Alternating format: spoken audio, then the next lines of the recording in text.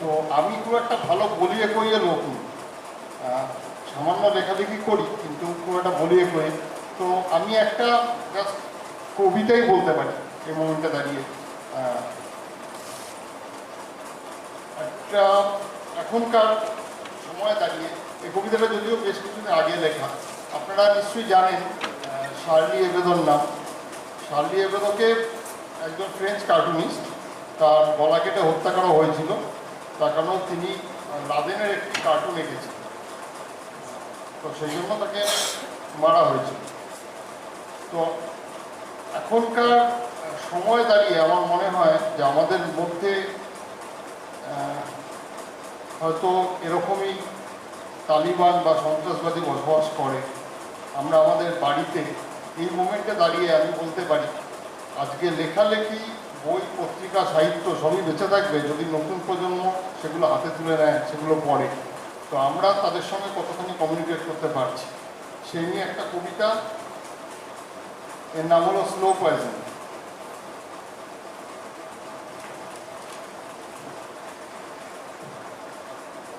শুধু ফেসবুক জুড়ে হুল্লা, কেউ পেশোয়ার, কেউ শার্লি, চোঁয়া ঢেকুর তুলছে ফুটপাত, পোড়া মাংসের কুচি গাড়ি, পিঠে বস্তা বেঁধেছে রাষ্ট্র, তোর যোদ্ধা চলেছে যুদ্ধে, আজ গিলে খাবে ক্ষেপণাস্ত্র, হাই ইনভেস্টমেন্ট সুদে। শুধু তালিবান নাকি শয়তান, বাকিরা ইঁদুর দৌড়ে ছুটছে, তোর যোদ্ধার চোখে চোখ রাখ, দেখ হিংসা কিভাবে ফুটছে। যেন প্রতিটায় ফার্স্ট হওয়া চাই, ড্রামা, ইতিহাস, ড্যান্স, ক্যারাটে। তোর অফিস ফেরত 2 পেগ, শেষ কবে গিয়েছিস বেড়াতে। তোর যোদ্ধার নেই বন্ধু, কেউ এগিয়ে গেলেই মারলেন, চোখে হাই পাওয়ারের চশমা, কাজ ঝাপসা হলেই সিনচ্যান।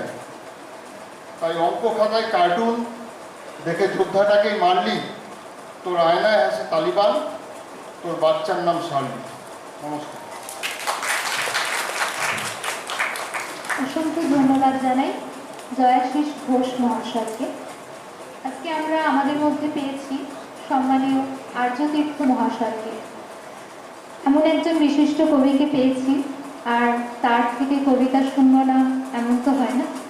সম্মানীয় আর্যতীর্থ মহাশয়কে একটি কবিতা আমাদের শোনানোর জন্য অনুরোধ করছি। বছর 2 আগে লেখা কবিতাটার নাম অবিশ্বাস। মাগরিবের নামাজ শেষ হয়েছে সবে। ধার্মিক দেখলেন তার সামনে দাঁড়িয়ে সারপ্রাংশ আর্য পুরুষ, হাতে ধনুক, তনিরে বান, পরনে রাজবেশ, স্পষ্টতই বিধর্মী। আমাকে কি ডাকছিলে? আমি আল্লাহর বান্দা। আপনি কে? আমি রাম। তোমার বাড়ির পাশ দিয়ে যেতে যেতে শুনলাম ডাকছো। তোবা, আমি যাকে ডাকি তিনি আকৃতিহীন অনন্ত, বেরো এক্ষুনি। ধমকি ধার্মিক দেখলেন কেউ নেই, শুধু এক অদ্ভুত সুবাস বাতাসে। সকালের পুজো শেষে মাথা তুলতেই ভক্তের কানে এলো স্বর, আমি আল্লাহ। এত করে ডাকছো কেন? কি চাই? আল্লাহ।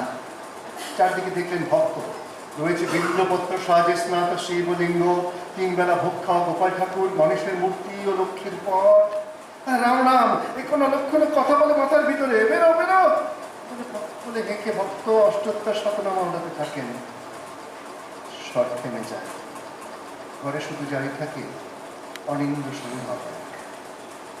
বুদ্ধ পূর্ণিমার দিন বিবিধ উপাচারে নৈবেদ্য সাজিয়ে 5 শিলে অবিচল বুদ্ধ শরণাগত এক মনে জপ করে যান শুধু তার প্রিয় নাম।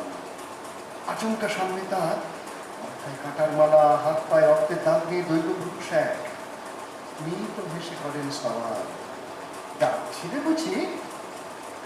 বৌদ্ধ নারের মাথা, কর্তব্য না, শাক্যমুনিকে ছাড়া আর কারো বানা আমি করি না স্বীকার, দূর হয়ে যাও। পলক ফেলতে নিয়ে কুশের মানুষ, শুধু এক অপূর্ব গন্ধ। গুড ফ্রাইডের দিন গির্জায় প্রার্থনা সেরে আদ্যন্ত খ্রিস্টপ্রেমিক বাড়ি ফিরে পুনরায় কুশকে করলেন অভিবাদন। মাথা তুলে দেখলেন সামনে অনিন্দকান্তে বৌদ্ধ শ্রমণ, পরনে গেরুয়া চির, অর্থ নিমিলিত চোখে তার দেখেছে। হেসে বললেন তিনি, সারাদিন ধরে শরীর রাখছো আমার, অসম্ভব। খ্রিস্টান চলে যান, যিশু ছাড়া আর কোনো প্রভুকে বুঝি না। যাও তো ভিখারি। আবার তাকিয়ে তিনি আরেই আবার বড়জোড়া সঠিকার সুগন্ধ ছড়ানো। রাত্রি ও দিনহীন কালাতীত মাত্রায় ফেরার আগে ঈশ্বর বলে যান পৃথিবীর কানে, এসেছিলাম কিছু বিশ্বাসীর সন্ধান। কেউ নেই, ধর্ম করেছে মানুষকে দেখি আস্তিক ছত্রতে ঘোর নাস্তিক। অনন্ত ছায়াপথে উন্নত নক্ষত্রকুল প্রার্থনা শুরু গায়, ঠিক ঠিক ঠিক।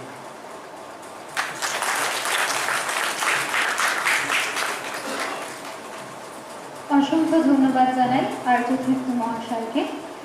এবার বক্তব্য রাখার জন্য অনুরোধ করব বিশিষ্ট গদ্যকার শুভেন্দু দত্ত মহাশয়কে।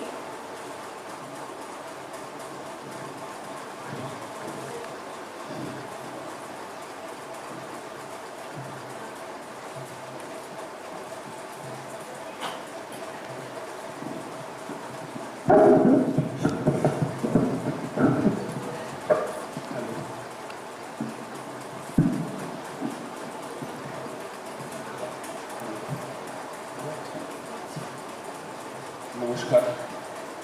আমার মুশকিলটা হলো যে আমার দুই পাশে দুই প্রবল মেধাবান কবি, মাঝখানে আমি একা পড়ে গিয়ে খুবই বেকায়দা অবস্থা, কারণ আমি কবিতা লিখতেও পারি না, বলতেও পারি না। কিন্তু যাই হোক, আমি আজকে এখানে এসেছি। আমার মনে হচ্ছে যে আমার মতন লোকেরও খানিকটা প্রয়োজন আছে। তার কারণ হচ্ছে যে কেউ তো শুনবে। এই যে দুজন কবিতা বললেন, কি অসামান্য লেখে। জয়াশিসের কবিতা আমি পড়ি, একদম রঙিন কবিতা, একদম মনে হয় খুব ইমাজিনেশন নিয়ে কেউ বসে বসে ছবি আঁকছে। আর্যতীর্থ অতটা পড়িনি, কিন্তু কিছু কিছু পড়েছি। কবিতাগুলোর মধ্যে খুব সততা আছে, খুব ব্লান্টলি সততাটা বলেছেন, কিন্তু খুব উজ্জ্বলভাবে।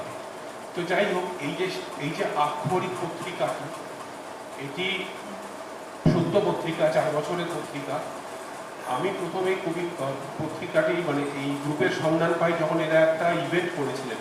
সেটা খুব সম্ভবত ছিল যে ছোটদের জন্য লেখা গল্প, এরকম কিছু একটা ইভেন্ট ছিল। তখন আমি প্রথমে এখানে বসে বসে পড়ি। আজকে দিব্যেন্দু ধরের সাথে আলাপ হলো, উনিও লিখেছিলেন, আমি ওনার লেখাটা পড়েছিলাম।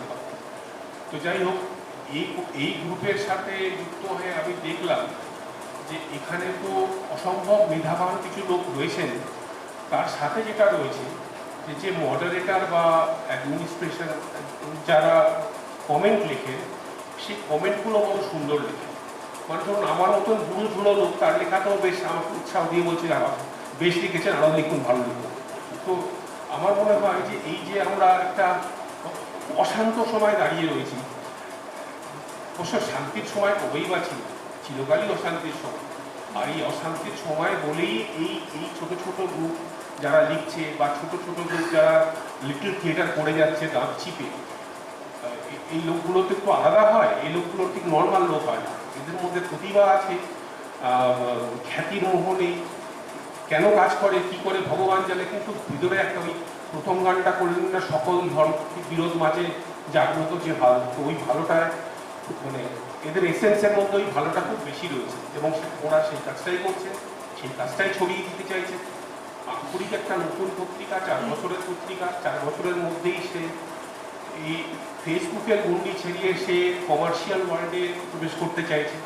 কমার্শিয়ালাইজেশন ছাড়া একটা পত্রিকা টিকে না, কারণ যতই ভালো লিখুন না কেন, কেউ যদি সেটা না পড়লো, যদি সেটা অ্যাকসেপ্টেড না হলো, তাহলে সেই লেখাটা হারিয়ে। তো ওনারা সেই চেষ্টাটা করছেন, আমি ওনাদের এই চেষ্টাকে সাধুবাদ জানাচ্ছি। এটা করতে গেলে অনেক নিষ্ঠা লাগে, অনেক ত্যাগ লাগে, অনেক নিষ্ঠা লাগে, অনেক কী বলবো, অধ্যাবসায় লাগে। তো যারা এই গ্রুপটাকে যারা ম্যানেজ করছেন, তাদেরকে আমি আমার অভিনন্দন জানাচ্ছি এরকম একটা প্রচেষ্টার জন্য। আর এই সময় দাঁড়িয়ে মানে যখন মনে হচ্ছে সারা পৃথিবী পাগল হয়ে গেছে, কে যে কোথায় কী করছে তার কোনো খুঁজে পাওয়া যাচ্ছে না, কোথায় কথা বলবো না তাও বুঝতে পারি না, কারণ সব কথাই এত কন্টেনশিয়াস ইস্যু। সেখানে চেনা লোকেরা সব অচেনা হয়ে যাচ্ছে। নিজেই ভাবি যে কি জানি, আমিও কি মানে ডিসিশনহীনতায় ভুগি।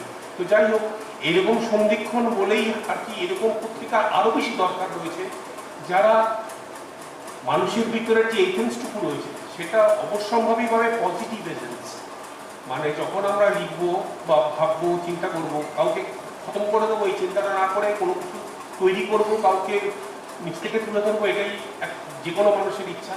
এবং কবি শিল্পী যারা হয় তারা সেটাকে আরও তাদের কল্পনা দিয়ে সামনে প্রেজেন্ট করেন, চোখের সামনে একটা রঙিন স্বপ্ন থাকে, একটা একটা শাস্ত্রীয় সঙ্গীতের মতন একটা অদ্ভুত সঙ্গীত থাকে।